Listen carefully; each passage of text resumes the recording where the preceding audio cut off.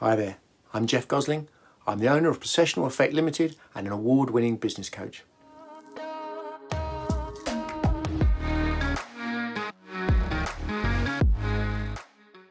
So we're going to introduce you to a decision-making process.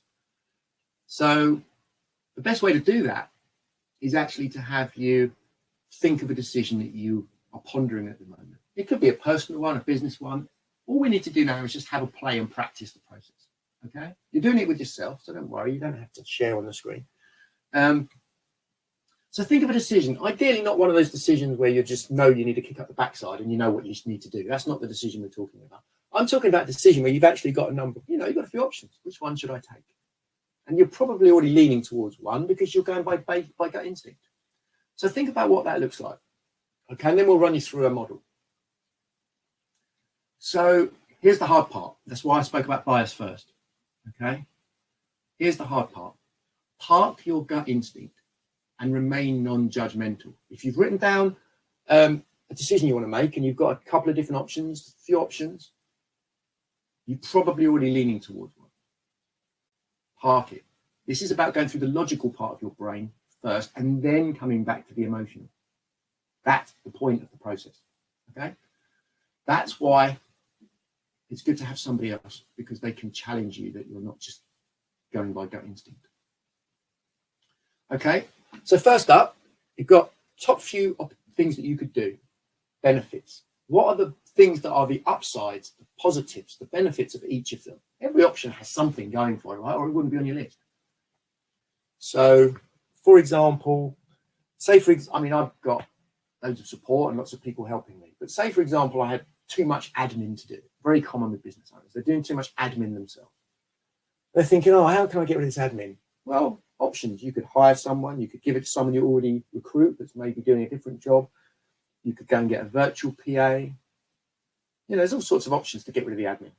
Okay, what are the benefits of those? Well, that one doesn't involve hiring anyone. That one I'd need to do this. That one I need to organise that. So that leads us to risks. Risks is just the downsides. What are the things that could go wrong? What are things that will impact or could cost you money or time? Okay, so just think of the positives and the negatives, the benefits and the risks of each of those options. Scribble those down. Again, it doesn't matter too much what the decision is right now. It's just about the practice. Now, remembering what we discussed earlier, what evidence is that based on? Is there any evidence? Or is it just, I might do that or I might do that?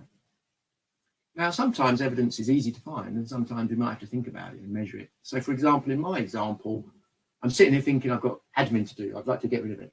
Well, if I measure my time for a month, I measure it all the time, by the way, but if I measured it for a month and I saw exactly what admin I was doing, how much it was taking of my time, which is invariably more than you think it is, then I'm in a far better position to make a decision about what to do about it. It also throws up new opportunities, which leads us on to the third part, alternatives. This is the part where in your process, you should be thinking a little bit outside of what you probably jumped into your mind in the first place. What alternatives are there? Well, maybe some of the admin I'm doing, and now Rick, you'll like to hear this, maybe some of the admin that I'm doing doesn't need a person. Maybe it could be resolved through an app or some technology or some software. Maybe. So think of any alternatives. Just give it a little bit of extra thought. What else could I do that I hadn't even thought about or I'd already dismissed? Perhaps I dismissed it too early.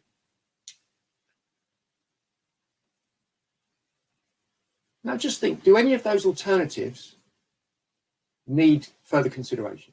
If they do, you promote them up to the top with your other couple and you look at the benefits and the risks.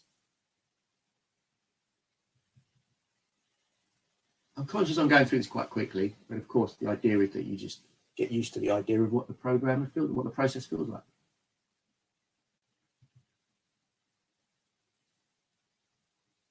So by now you should have a decision you need to make, with some scribblings all over the page of the pros, the cons, maybe some alternatives. Again, you'd spend more time on this ordinarily. If it's a big decision, you'd get help and you'd have other people in the room doing it properly. The next step then is called interventions. What's interventions? Well, interventions, I mean, ultimately, if you're doing anything as a result of that decision, they're your interventions. They're changing things. Okay, so just think of those as actions. Okay, what actions? Pick the top one or two and just write down what you'd need to do, roughly. So for the example I'm using, well, that one would involve me finding a virtual PA company, interviewing them, talking to references, interviewing the PA themselves, making sure they've got experience of understanding what I need done. If it was recruitment, of course, that's a whole different thing. I've got to draw up exactly what I want, how many hours, all the other considerations around employing people, marketing for that role, etc.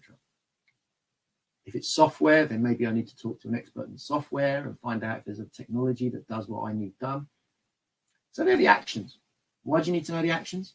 Well, because they can influence your decision. Some of them might involve more effort, more time. Always good to think about what actually would need to be done if you made that decision, before you make the decision. Now is when we bring in the instincts. So rather than just make that decision at the start based on gut instinct, you've gone through a process. We've rushed through it, I know, but we've gone through a process, a quick and easy one. Which one should I look at? The positives, the negatives, the alternatives, what's involved.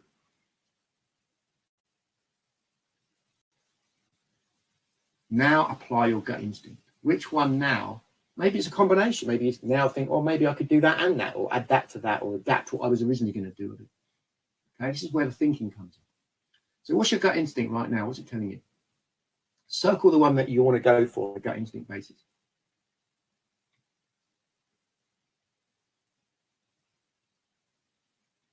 Now, here's a critical question to write down at this point. You've made a gut instinct, an emotional decision based on more information. Write down this question. What's driving that emotional decision? What's the driver? What emotion is driving it? Why are we asking that now? Well, think it through.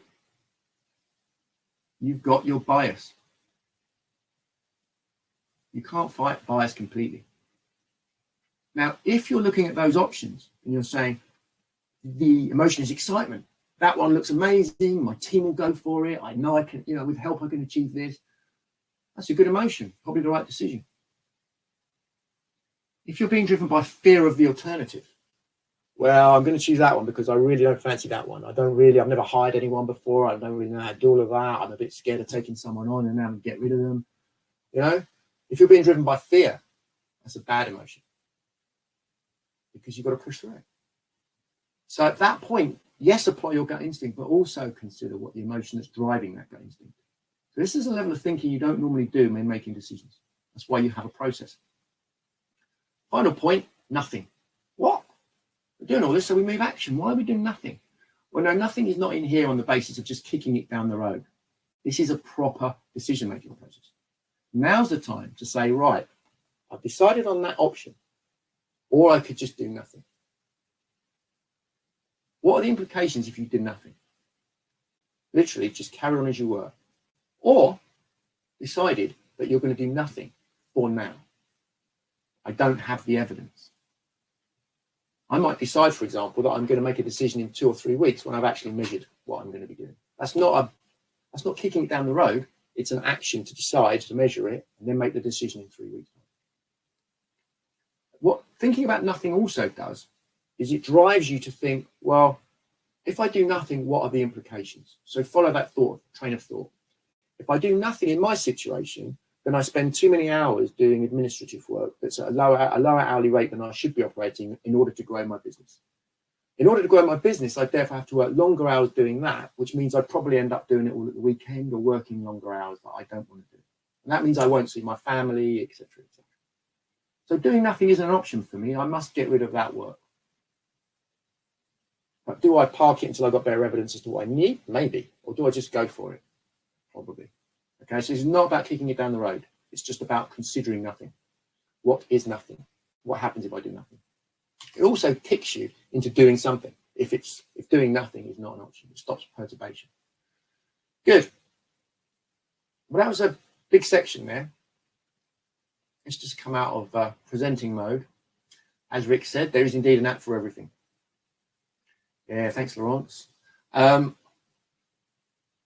Yes, what's holding you back? Some great answers coming in privately, and that's perfectly fine, by the way.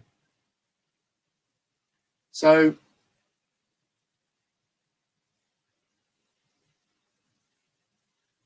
just take 2 minutes. What's resonated?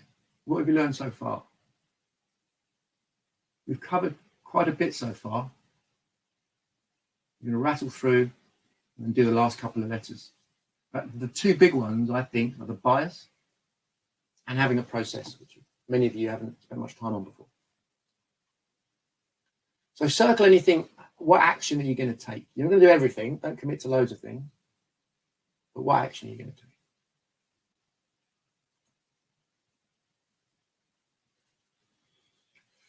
Okay. I trust focusing on this blind spot has got you thinking. What action will you take? What's the biggest focus or challenge right now? Which topics would you like me to cover in future videos? If you'd like to get in touch, simply connect with me on LinkedIn. Email me or give me a call. If you'd like a complimentary blind spot call, you can schedule directly using the link in this slide. I'm here to help.